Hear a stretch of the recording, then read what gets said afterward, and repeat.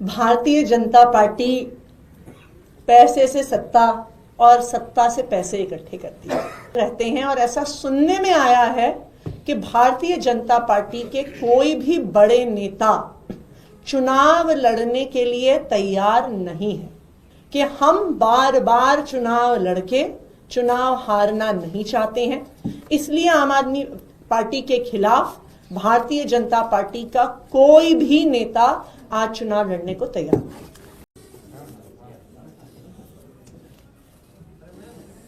जब से आम आदमी पार्टी बनी है तब से दिल्ली के आम लोगों ने आम आदमी पार्टी को सपोर्ट किया, आम आदमी पार्टी को डोनेट किया, आम आदमी पार्टी को चुनाव लड़ने के पैसे दिए।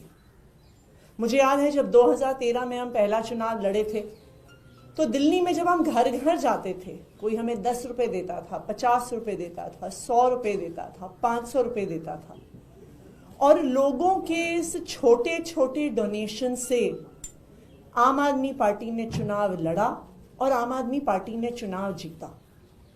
मुझे याद है कि जब हम नुक्कड़ सभा करते थे उसके बाद एक चादर फैलाते थे और दिल्ली के अनेकों लोग जो गरीब से गरीब घर से हों वो इस ईमानदार राजनीति को सपोर्ट करने के लिए, समर्थन करने के लिए कोई 10 रुपए, 50 रुपए, 100 रुपए उस चद्दर में डालता था। सिर्फ 2013 में नहीं, चाहे 2015 का चुनाव हो, चाहे 2020 का चुनाव हो, दिल्ली के आम लोगों ने, देश भर से आम लोगों ने आम आदमी पार्टी को डोनेट किया ईमानदार राजनीति करने के लिए। और आम आदमी पार्टी की ईमानदार राजनीति, आम आदमी पार्टी की काम की राजनीति इसीलिए संभव हो पाई है कि हम चुनाव लड़ने के लिए चंदा बड़े बड़े अपने बिजनेसमैन दोस्तों से नहीं लेते हैं। आज हमारे देश के लोकतंत्र की, आज हमारे देश की पॉलिटिक्स की ये सबसे बड़ी समस्या है कि पॉलिटिकल पार्टीज, कैंडिडेट्स चुनाव लड़ने के लिए बड़े बड़े उद्योगपतियों से, बिजनेस वालों से, कॉन्ट्रैक्टर से पैसे लेते हैं, उसके बाद सत्ता में आते हैं तो खुद तो अपने लिए पैसे भ्रष्टाचार के तरीके से कमाते ही हैं, पर उनकी सारी एनर्जी, उनका सारा समय अपने इन उद्योगपति दोस्तों को बड़े बड़े कॉन्ट्रैक्ट दिलवाने में जाता है।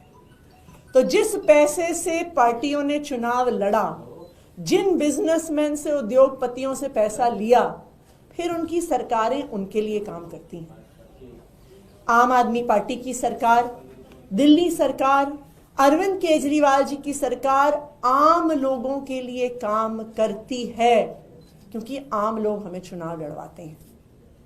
अगर हमने बड़े बड़े प्राइवेट स्कूलों से पैसा लिया होता चुनाव लड़ने के लिए तो हम प्राइवेट स्कूल की फीस कंट्रोल नहीं कर पाते। अगर हमने उनसे पैसा लिया होता हम सरकारी स्कूलों को ठीक नहीं कर पाते। अगर हमने बड़े बड़े प्राइवेट अस्पतालों से पैसा लिया होता तो हम सरकारी अस्पताल ठीक नहीं कर पाते। अगर हमने बड़ी बड़ी दवाई कंपनियों से पैसा लिया होता तो हम मोहल्ला क्लिनिक में, अस्पतालों में फ्री दवाई, फ्री इलाज नहीं दे पाते। लेकिन हमने चुनाव लड़ा दिल्ली के लोगों के, दिल्ली के आम लोगों के छोटे छोटे डोनेशन से। आज मुझे खुशी है कि आज मैं अपने चुनाव के लिए, जो मैं कालकाजी विधानसभा से लड़ रही हूं, एक क्राउड फंडिंग कैंपेन की शुरुआत कर रही हूं। इस क्राउड फंडिंग कैंपेन का मकसद है कि जो 40 लाख रुपए मुझे चाहिए अपनी विधानसभा क्षेत्र में चुनाव लड़ने के लिए, मेरी आज दिल्ली के लोगों से, देश भर के लोगों से अपील है कि वो सामने आए और इस क्राउड फंडिंग कैंपेन में मुझे सपोर्ट करें। इस क्राउड फंडिंग कैंपेन का लिंक है, इस क्राउड फंडिंग कैंपेन का लिंक है atishi.amadmiparty.org। आप डेबिट कार्ड से, क्रेडिट कार्ड से, यूपीआई से इस पे डोनेट कर सकते हैं। आप चाहें तो 100 रुपये डोनेट करिए, आप चाहें तो 1000 रुपये डोनेट करिए, आप चाहें तो उससे ज़्यादा पैसे डोनेट करिए, पर आपके इसी सपोर्ट से मैं कालकाजी विधानसभा में अपना चुनाव लड़ूंगी। देखिए, गलत तरीके से पैसे इकट्ठे करना बहुत आसान है। 40 लाख रुपए एक मुख्यमंत्री के लिए गलत तरीके से इकट्ठा करना बहुत आसान होता है। दिल्ली का 77,000 करोड़ का बजट है, 40 लाख रुपए उसका 0.0005% है। अगर हम गलत तरीके से पैसे इकट्ठा करना चाहें, बेईमानी और भ्रष्टाचार के तरीके से पैसे इकट्ठा करना चाहें, तो मुझे लगता है कि एक दिन भी नहीं लगेगा 40 लाख रुपए इकट्ठे करने में। मैं यही हिसाब किताब लगा रही थी कि पिछले कुछ दिनों में जो मैंने उद्घाटन ही किए हैं, आनंद विहार फ्लाईओवर 350 करोड़ का, पंजाबी बाग फ्लाईओवर 312 करोड़ का, पिछले एक साल में 100 करोड़ से ज़्यादा स्कूल की बिल्डिंग्स पर हमने नए स्कूलों पे खर्च किया, जिनका उद्घाटन किया। लेकिन अगर हम फ्लाईओवर बनाने वाले से, स्कूल बनाने वाले से भ्रष्टाचार के पैसे लेते, तो इन्हीं फ्लाईओवर्स में हम देखते कि 1 महीने में दरारें आ जाती, इन्हीं स्कूल की बिल्डिंगों में कुछ महीने में छत गिरने लगती, उससे पानी टपकने लगता। ईमानदारी की राजनीति करने के लिए हमें हमेशा दिल्ली वालों का सपोर्ट मिला है, और मुझे ये पूरा भरोसा है कि इस क्राउड फंडिंग कैंपेन के लिए भी दिल्ली के लोग, देश भर से अलग अलग लोग हमें पूरा सपोर्ट करेंगे। Thank you. अब मैं चाहूंगी रीना गुप्ता जी, जो हमारी पार्टी की स्पोक्स पर्सन है, वो अपनी बात करें। आज मेरे लिए बहुत गर्व और बहुत ही खुशी का मौका है कि मैं देश की सबसे ज़्यादा एजुकेटेड मुख्यमंत्री के साथ बैठी हूँ। आतिशी जी को मैं पिछले कई सालों से जानती हूँ।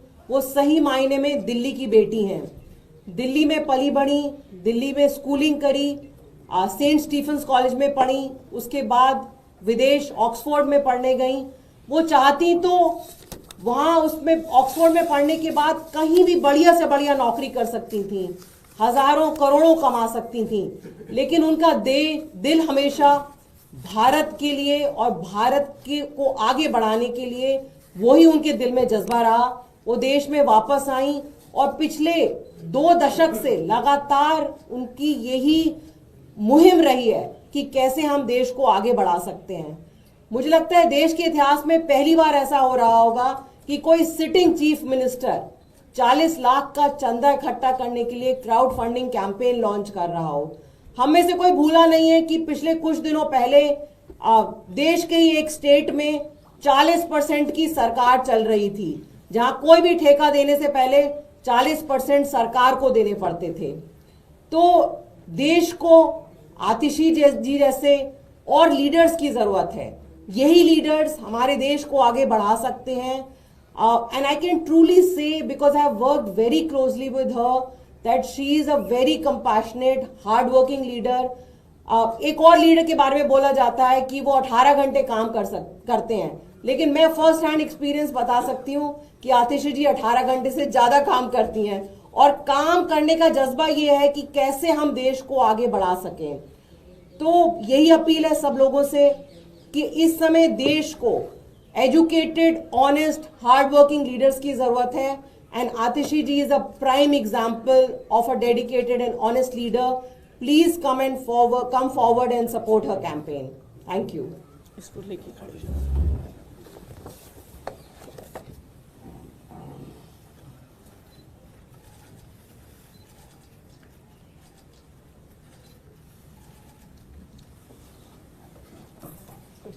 जी सीएम मैडम, आप यहाँ क्राउड फंडिंग की अपील कर रही हैं कि पैसा नहीं है चुनाव लड़ने के लिए। बीजेपी कह रही है सीएजी की रिपोर्ट में लिकर स्कैम में 2026 करोड़ रुपए का स्कैम हुआ है। सीएजी की रिपोर्ट का हवाला दे रहे हैं। आम आदमी पार्टी 10 साल में क्या इतने पैसे नहीं जुटा पाएगी, चुनाव लड़ने के लिए पैसे मांगने की जरूरत पड़ रही है, बीजेपी कह रही है। भारतीय जनता पार्टी पैसे से सत्ता और सत्ता से पैसे इकट्ठे करती है, तभी सत्ता में रहने के बाद उनके लिए चुनाव लड़ने के लिए पैसा इकट्ठा करने की जरूरत ही नहीं है। उन्होंने अपने दोस्तों के माध्यम से, अलग अलग सरकारी ठेकों के माध्यम से शायद इतना पैसा इकट्ठा कर लिया हो कि उनको चुनाव लड़ने के लिए पैसा इकट्ठा करने की जरूरत ना हो। लेकिन आम आदमी पार्टी के नेता, विधायक, मंत्री, मुख्यमंत्री, हम ईमानदारी से सरकार चलाते हैं। हम अपनी तनख्वाह से अपना घर चलाते हैं। इसीलिए ये सच्चाई है कि 10 साल सरकार में होने के बाद भी हमारे पास भ्रष्टाचार का 1 रुपया भी नहीं है। और जैसे हर बार हमने दिल्ली के लोगों से, देश भर के लोगों से सपोर्ट लेके चुनाव लड़ा है, इस बार भी हम दिल्ली के लोगों के समर्थन के साथ ही चुनाव लड़ेंगे। और आज अगर हम चुनाव लड़ने के लिए सपोर्ट मांग रहे हैं, क्राउड फंडिंग कर रहे हैं, तो मुझे लगता है कि आम आदमी पार्टी की ईमानदारी की राजनीति का इससे बड़ा प्रमाण दिल्ली के सामने और देश के सामने नहीं हो सकता। मैम, बीजेपी की दूसरी लिस्ट भी कल आ गई है, उस पर आपको क्या कहना है? मुझे लगता है कि भारतीय जनता पार्टी की लिस्ट के बारे में 2 चीजें सामने आ रही हैं। सबसे पहले, भारतीय जनता पार्टी के पास चुनाव लड़वाने के लिए कैंडिडेट ही नहीं है, वरना उनको इतना समय क्यों लग रहा है अपनी लिस्ट डिक्लेयर करने में। पहले 29 कैंडिडेट्स की लिस्ट डिक्लेयर हुई, उसके बाद खबरों में बताया गया कि अब बाकी 41 की भी लिस्ट हो जाएगी, लेकिन वहां पे 41 कैंडिडेट भी उनको नहीं मिल पाए। मात्र 29 कैंडिडेट की लिस्ट उन्होंने डिक्लेयर करी। अभी भी उनके 12 कैंडिडेट रहते हैं और ऐसा सुनने में आया है कि भारतीय जनता पार्टी के कोई भी बड़े नेता चुनाव लड़ने के लिए तैयार नहीं है, क्योंकि सब अपनी हाईकमांड को कह रहे हैं कि हम बार बार चुनाव लड़के चुनाव हारना नहीं चाहते हैं। इसलिए आम आदमी पार्टी के खिलाफ भारतीय जनता पार्टी का कोई भी नेता आज चुनाव लड़ने को तैयार नहीं। Thank you.